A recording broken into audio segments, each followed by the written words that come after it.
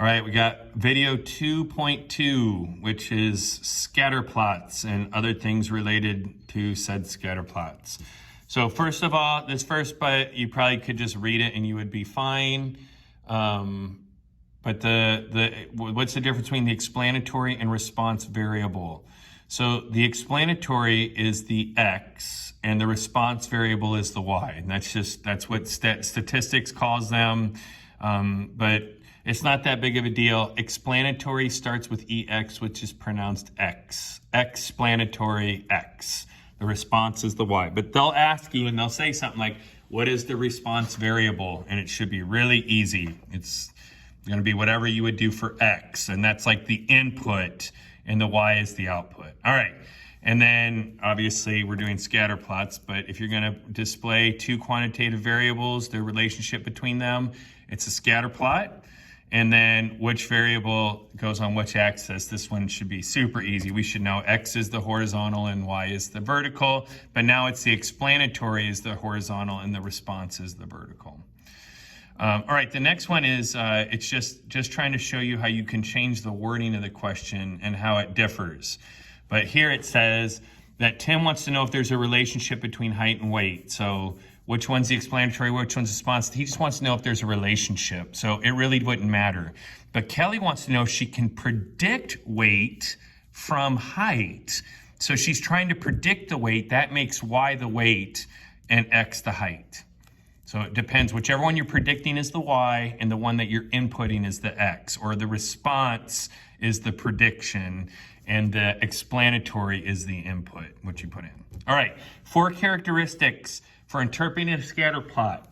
Direction, does it go positive or negative? Like the line of best fit, is it positive or negative? Form, is it linear or not linear? The strength, we're gonna use weak, moderate, or strong. And if it's kind of iffy, you could say moderately strong if you're a little worried about it. And outlier, are there any? And if there is, then you need to give the outliers. You need to say it, like there's an outlier at 5,184. So you would actually need to list it out. All right, so then we have the scatter plot, and it's this equation, this information is given to you. You can make the scatter plot. That shouldn't be that big of a deal. Make sure you have a consistent scale and label the x-axis. Consistent scale, label the y-axis. You got to do both of them.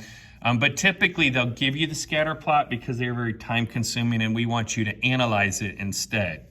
So here we go. So for this graph, we have the line of best fit definitely goes down and to the right.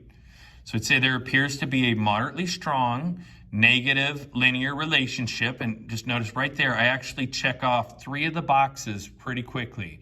There appears to be, and maybe we said strong, maybe we said moderate, but moderately strong. It's kind of in the middle there. But there's a moderately strong negative, not positive, linear instead of not linear relationship, and then context, and then no outliers. And that's how you describe a scatter plot. And it wouldn't, if the AP exam had one, there probably would be an outlier, so you need to make sure that you include that. But there appears to be a moderately strong negative linear relationship between the time it takes to finish the 40-yard dash and your long jump distance. There are no outliers. There you go. That will definitely be on your tests. And it's been on the last several AP exams as well. All right, the next one I made, it is purposely done to be almost a perfectly straight line, but we light a candle and as the candle melts, it gets shorter and shorter and shorter and shorter. And then right here, we'd say there appears to be a strong or very strong, even if you would like to, but you don't have to put very strong. There is a strong negative linear association or relationship between the time spent burning and the height of the candle. And again, there are no outliers in this graph. And this is for in class, but for video notes, we're just not going to do that. All right. The next thing is there's this little applet, and if you go to this Rossman Chance, if you go to that website, I believe it's the second one from the top in the left-hand corner. Guess the correlation, and you can poke around on that if you like, and that's to help you try to get an idea of what correlations are and what makes a correlation really strong and what makes it kind of so-so. But anyway, you should give that one just a quick minute. It doesn't take very long to do a handful of those. All right, so what is correlation? And so that's an R, and it's unfortunately it connects to the question mark, but it's the letter R with the question mark.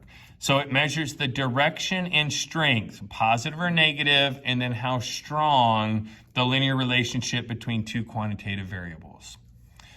All right, that's what correlation is. Some details of correlation is that it's between 1 and -1 inclusive. Close to 1 is strong positive, close to -1 is strong negative, and 0 is nonlinear. Okay, now they might do something and they might ask us to compare some, and this is what's happening right here. But which one is more linear, if R is 0.5 or R is 0.9? And 0.9 is a stronger correlation, so that one would be more linear, probably. However, no matter how strong R is, close to 1 or -1, it does not guarantee a linear relationship. Now, you can still be asked to interpret, and you must interpret R correctly, but R does not ensure a linear relationship. All right, is correlation a resistant measure of strength? No, and unusual points can greatly affect the correlation.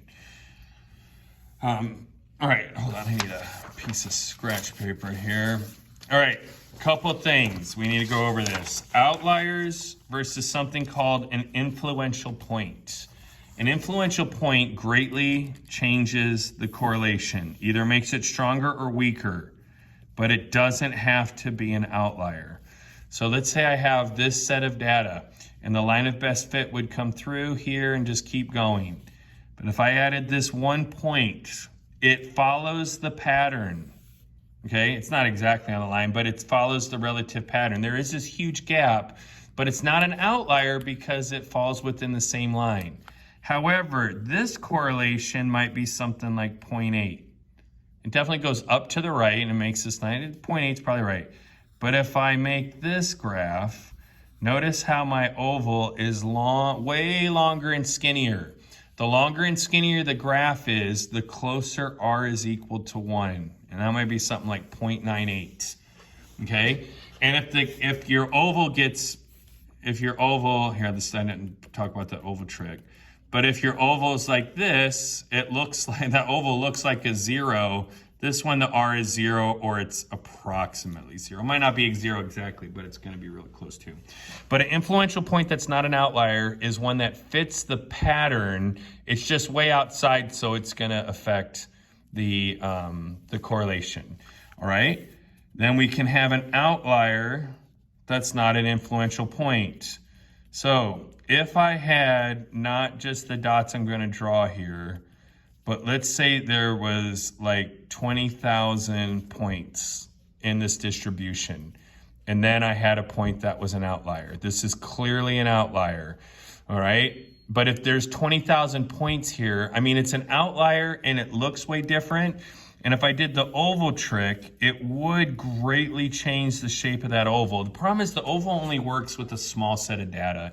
If you have 20,000 data points, that is a nasty mathematical equation with 20,000 different computations, okay? And then you do one that's different, that's not gonna affect the correlation. Or if it is, it's gonna affect it very little. So if I have a large set of data and an outlier, that is an outlier, not an influential point. But typically, they're both. So in this case, this would be both. I don't have a 20,000 points of data. I've got like 20 of them or 15 or whatever I just drew here, okay? And that is both drastically changing the correlation and it does not fit the pattern. So that would be an outlier and an influential point. All right. Next thing is, how do we interpret R? So interpreting R. So on this problem right here, this is going back to the long jump. R is equal to, and they even tell us, to negative 0.84. So then interpret that. And this interpretation sounds an awful lot like when we describe the scatter plot. It's just a little bit different. We say there is a strong negative linear relationship between variable A and variable B, and then that's it. You don't talk about outliers. But other than that, it's pretty much the same. It sounds just like it, which is both good and bad. It's easier to memorize because there's another one just like it, but it's also sometimes a little bit harder to differentiate. All right, and then the next thing says there's a red point, which I know we can't see it as a red point, but now you can see which one we're pointing to. It's also the only one that doesn't have an outline around it. And it wants us to know what effect does this point have on the distribution? So what I do is I look at the vertical distance between that point and the line of best fit. Okay, and that's not a really huge gap, but it is the biggest gap amongst all these points. Maybe this one right here is close, but if it's not the biggest, it's easily the second biggest, or it's tied with the biggest. So what happens if the point is far away from the line in comparison to the other dots, then it weakens the correlation. This point that's almost on the line, that one would strengthen the correlation. Okay, if the dot is really close to the line, it strengthens the correlation. If it's far away, then it weakens the correlation. All right, one more side thing here is a lot of times they will ask you what happens if I remove that point. Okay, this point weakens the correlation, so if I remove it, that would strengthen the correlation. It's backwards because you're removing the point instead of talking about what it does to the graph. All right, next, the least squared regression line. All right, so we have an equation. In stats, we do, instead of y, it's y hat for the predicted y, and they will write the y-intercept first and then the slope. Now, you can write it in y equals mx plus b form if you want, but if we give you an equation, it'll always be written like this. All right, also, if you do the equation with y hat and x, you have to define x and y. And I'll show you one of those here. Excuse me, just a second. Oh no, that's on the next day's notes, I'm sorry. All right, anyhow, back over to here. So this one, we have this problem there where they take a can and they shake up the can, and then they tap on the top of the can for a certain amount of time, and then they open it up, and then to see how much soda is remaining in the can. Now, everybody should have a concept of what happens when you shake up a carbonated beverage and open it up, all right? But just so you know, it's the tapping doesn't do anything. It's the delaying the opening is what gets rid of it. The pressure moves down pretty fast. Okay, interpret a slope and a y-intercept for a regression line. This is on the test, and if you have to retest, slope's gonna be on everything. So keep that in mind. All right, so for this one, for every increase in 1x, for every unit incremental increase of x, we predict an increase or decrease, increase because the slope is positive, of 2.63 milliliters of soda left, and don't forget your context. So for every increase of 1 second tapping, we predict an increase of 2.63 milliliters more soda left in the can when we open it. That's how you interpret slope. And you need to make sure you know how to do that.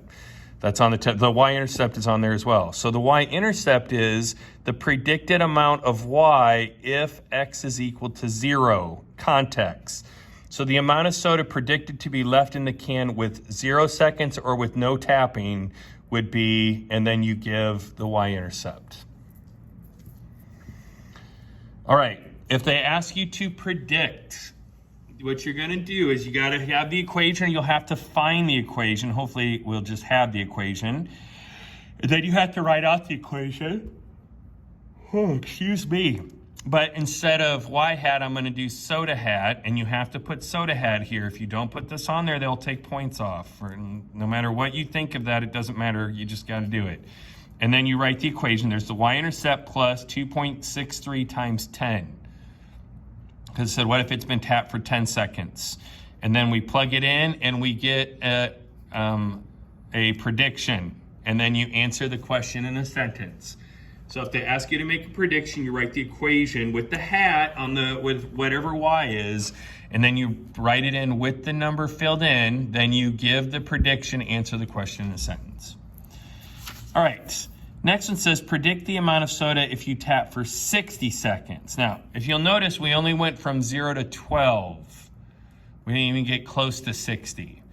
So does that just keep going up and up and up, or does something else happen? So we go ahead and we go soda hat equals 248.6 plus 263 times 60, and we get 406.4 milliliters after tapping for 60 seconds. It says, how confident are you in this prediction? And your answer should be, we're not confident. Now, we probably don't know this, but a 12-ounce can of soda is worth 355 milliliters of that soda. So since the can has 355 in it, I am not confident, or not very confident, in my answer. So I don't know how they came, how they you know, you would think that would work, but tapping is not gonna make soda appear out of thin air. All right, so what is extrapolation? Well, that's extrapolation. We only had observed values from 0 to 12. We should only do predictions within 0 to 12. Even though I realize that's not how it worked in algebra, they would get you an equation, then you would use that to predict the future. In AP Stats, you're not allowed to do that, and that's called extrapolation. Is when we make predictions from outside the observed values, is the really technical way of putting that. Now, you can use the word extrapolation, or you can describe what's actually happening. So if you forget the word extrapolation, but you're like, wait, 60 is way outside the numbers we had, you can just say that 60 is outside of the observed values, and that would be a perfectly fine explanation for that. All right, and I believe that is it for video 2.